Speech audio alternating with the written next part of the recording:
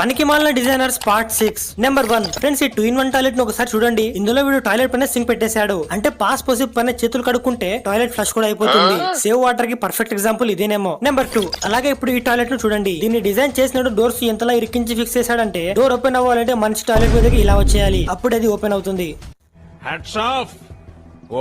Number 3 friends ఇక్కడ ఈ door ఎందుకు ఉందో నాకైతే అర్థం కావట్లేదు. ఐ మీన్ ఇక్కడ ఇంత గ్యాప్ ఉంది, అందులో నుంచి ఎవడైనా దూరేస్తాడు. అది పక్కన పెట్టండి, ఇక్కడ ఉన్నవి చెత్త బుట్టలు. ఫస్ట్ చెత్త బుట్టలకి అంత ప్రొటెక్షన్ ఎందుకు?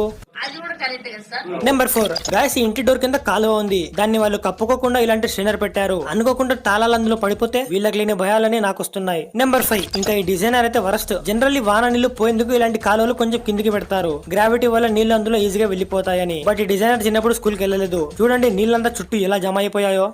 దేనికంటే వీళ్ళు. నెంబర్ 6 ఈ బర్త్డే బ్యాచ్ ను ఒకసారి చూడండి. దీని మీద హ్యాపీ సెకండ్ బర్త్డే అని రాసుంది, కానీ దీన్ని బాగా గమనిస్తే ఇక్కడ నాట్ సూటబుల్ ఫర్